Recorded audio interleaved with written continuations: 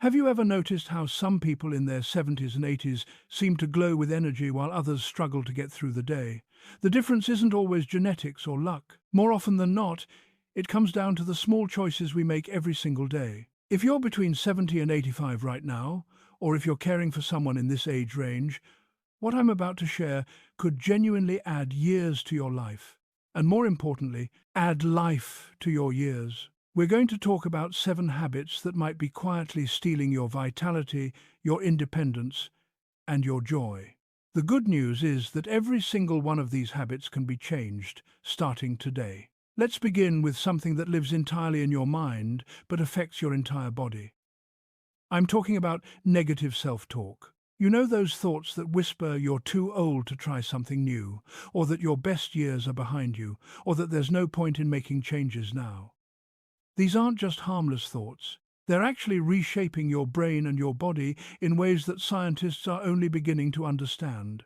Research shows that people who maintain positive self-talk in their later years have sharper memories, more energy, and yes, they actually live longer. Think about Richard, a 79-year-old man who spent years telling himself he was past his prime. He stopped going to community gatherings.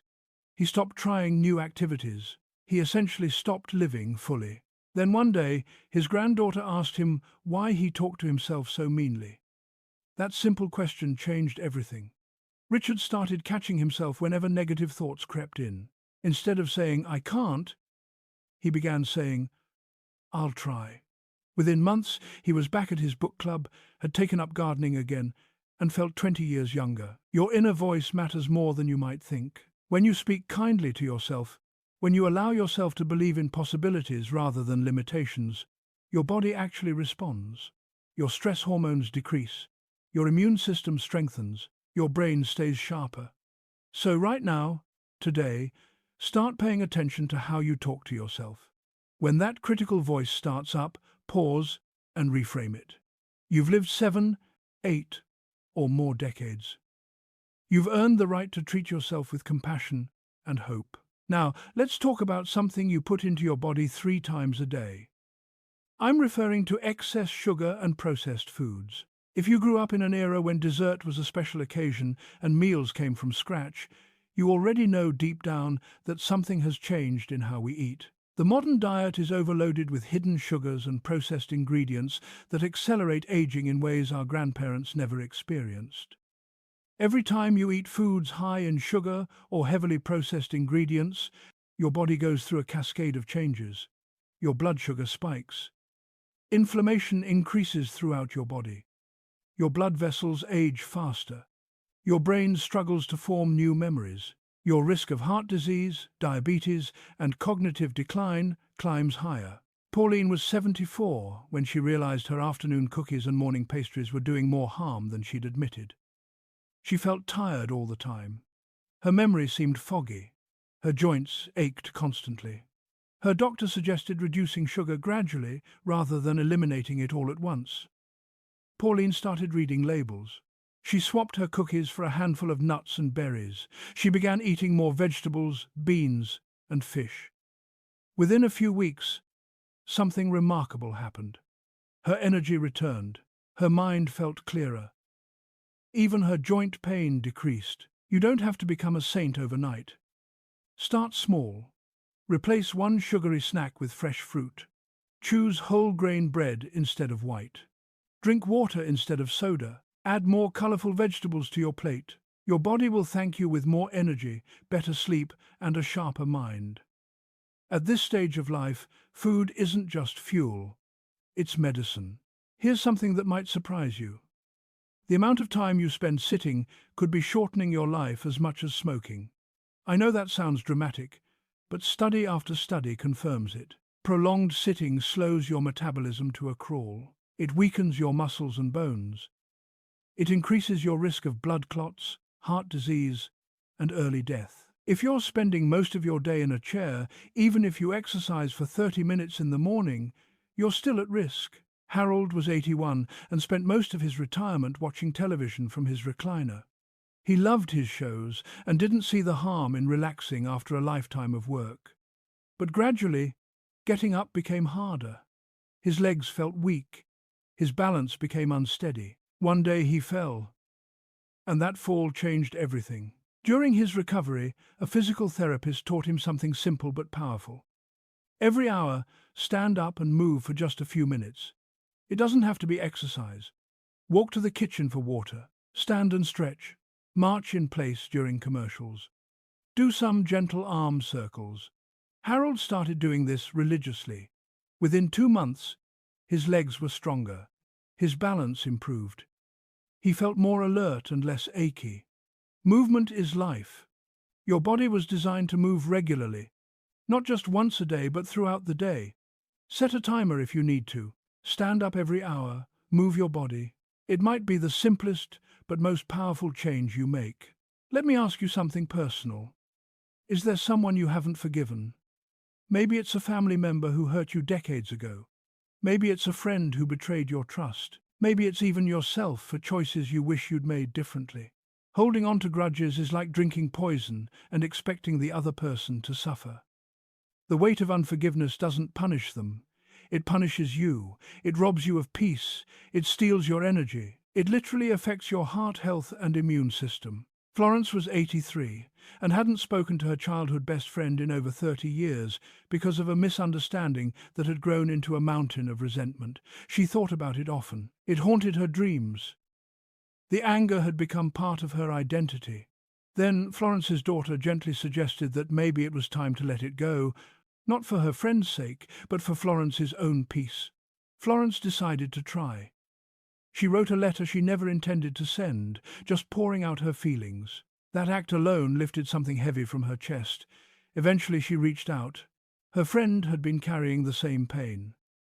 They reconciled, and Florence described it as being freed from chains she'd worn so long she'd forgotten they were there. Forgiveness doesn't mean what happened was okay. It means you're choosing freedom over bitterness. It means you're choosing peace over pain. Who do you need to forgive? What would your life feel like if you let that weight go? You've lived long enough to know that holding grudges helps no one, least of all yourself. This might be the perfect time to choose lightness over heaviness. Now let's talk about something that feeds your soul as much as food feeds your body. I'm talking about social connection. As we age, it becomes easier to stay home. Friends pass away. Mobility decreases. Energy wanes. Before you know it, days can pass without meaningful conversation. But here's what the research tells us very clearly. Social isolation is as dangerous to your health as smoking 15 cigarettes a day. People who lack social connections experience faster cognitive decline.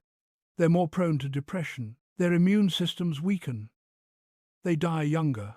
Robert was 77 and living alone after his wife passed. He found himself going days without really talking to anyone beyond a brief hello to the mailman. He noticed his memory getting worse. He felt sad most of the time. He had less energy. A neighbor invited him to a weekly coffee group at the community center, and Robert almost said no. It seemed like too much effort, but something made him say yes. That one decision changed everything. Suddenly, he had something to look forward to.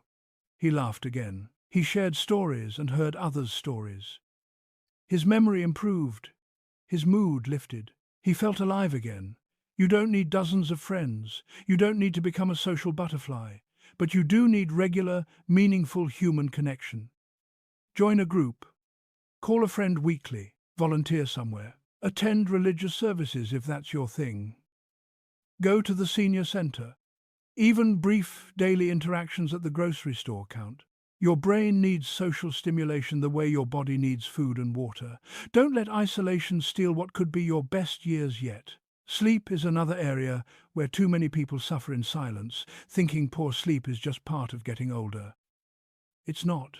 If you're having trouble falling asleep, staying asleep, or waking up feeling exhausted, something is wrong, and it can likely be fixed. Poor sleep is linked to memory problems, increased risk of falls, depression, heart disease, and shorter lifespan. Yet so many people just accept it. Margaret was 80 and hadn't slept well in years. She woke up multiple times every night. She felt exhausted every morning.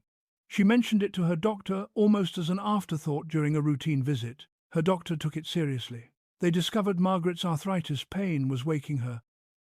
and one of her medications was interfering with deep sleep. They adjusted her pain management and changed when she took certain pills. Margaret also made her bedroom darker and cooler. She stopped drinking coffee after noon. She created a calming bedtime routine. Within a month, Margaret was sleeping through most nights. Her energy soared. Her mood improved dramatically. Her memory sharpened. If you're not sleeping well, don't accept it as normal aging. Talk to your doctor. There are solutions. Your bedroom should be dark, cool, and quiet. Avoid caffeine and alcohol in the evening. Create a relaxing routine before bed. Keep a consistent sleep schedule. Treat sleep as seriously as you treat eating healthy food. Your brain and body repair themselves during sleep. Without good sleep, everything else becomes harder. You deserve to sleep well. Finally, let's talk about something that keeps your brain young and your spirit alive. I'm talking about openness to new experiences. When was the last time you tried something you'd never done before? Too often, as we age, we settle into comfortable routines. We eat the same foods, we watch the same shows, we see the same people, we take the same routes. There's comfort in routine, but there's also stagnation. Your brain thrives on novelty.